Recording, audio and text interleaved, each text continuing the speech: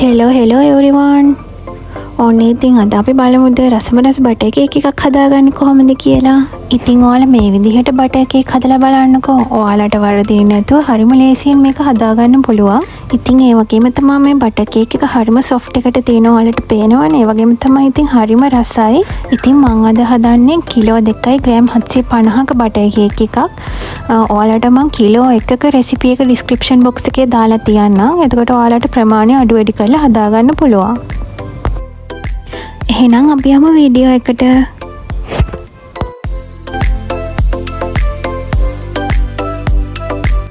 ඉතින් මම අද ඇස්ට්‍රා වලින් තමයි කේක් එක හදන්නේ. ඒ වගේම තමයි මම මෙතන සීනි අරගෙන තියෙනවා. සීනි මම ග්‍රයින්ඩ් කරලා තමයි අරන් තියෙන්නේ. මොකද එතකොට ගොඩාක් වෙලා බීට් කරන්න ඕනේ නැහැ. ඇස්ට්‍රා වගේ මාගරින් එකකින් කේක් හදනකොට ගොඩක් වෙලා බීට් කරාම තෙල් පෑදෙන්න බලනවා. එතකොට අපේ කේක් එක සොෆ්ට් එක නැති වෙන්න පුළුවන්. හරියට උසෙන්නේ නැති වෙන්න පුළුවන්. ඒ නිසා තමයි මම සීනි ග්‍රයින්ඩ් කරන් අරන් තියෙන්නේ. ඒ වගේම තමයි සීනි හරියට දිය උනේ නැති වුනහම තමයි ඔයාලා දැකලා ඇති සමහර කේක් වල උඩ සුදු පුල්ලි පුල්ලි වගේ තියෙනවා. ඒ සීනි තියෙන්නේ. ඉතින් අපි මේ වගේ සීනි කුඩු කරලා ගත්තාම අපිට ඒ ප්‍රශ්නේ එන්නේ නැහැ. ඉතින් ඒ වගේම අපිට ඕන වෙනවා බිත්තර.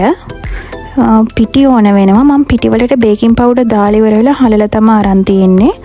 තව ඕන වෙනවා අපිට වැනිලා ඕන වෙනවා. ඒ වගේම තමයි ෆ්‍රෙෂ් මිල්ක් ඕන වෙනවා.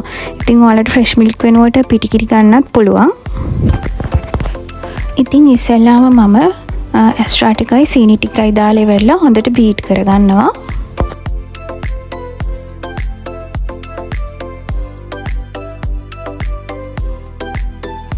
ඉතින් මේ විදිහට ලයිට් කලර් එකක් වගේ එනකම් බීට් වුණාට පස්සේ මම බිත්තර එකතු කරගන්නවා. මේ විදිහට බිත්තර ටික ටික එකතු කරන ගමන් බීට් කරගන්න.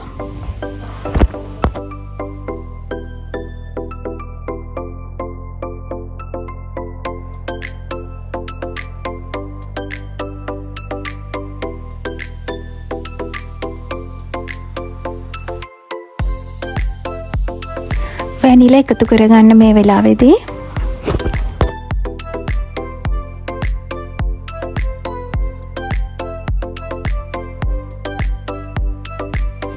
දැන් මම පිටි එකතු කරගන්නවා. පිටි එකපාර දාගන්න එපා. ටික ටික එකතු කරන ගමන් බීට් කරන්න.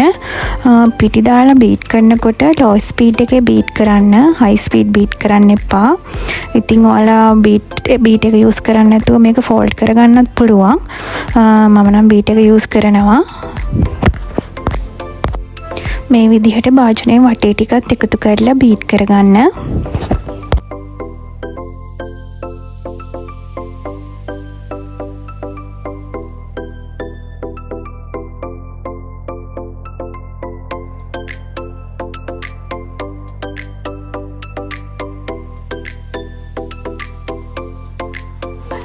ඉතින් පිටි එකතු කරලා වෙලා ගොඩාක් වෙලා බීට් කරන්න අවශ්‍ය නැහැ. විනාඩියක් දෙකක් බීට් කරගත්තාම ඇති.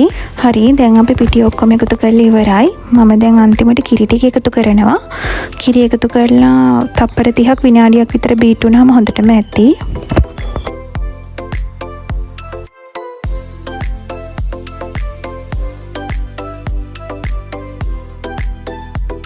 හරි, අපි දැන් බැටර් එක හදාගෙන ඉවරයි. ඉතින් ඔයාලට පේනවනේ හොඳ සොෆ්ට් බැටර් එකක් තමයි තියෙන්නේ.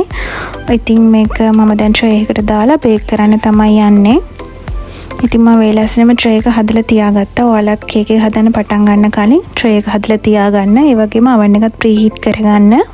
ඉතින් මම මේක සෙල්සියස් අංශක 180 විනාඩි 40ක් විතර බේක් කරගත්තා.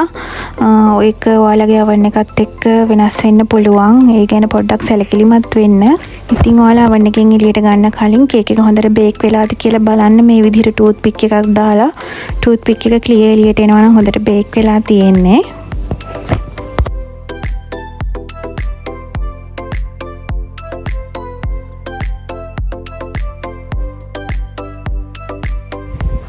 ඉතින් ඔහොම තමයි ලේසියෙන් බටර් කේක් එකක් හදාගන්න හරි විදිහට. ඉතින් මං හිතනවා මේ වීඩියෝ එක ඔයාලට ගොඩක් වැදගත් වෙන්න ඇති කියලා.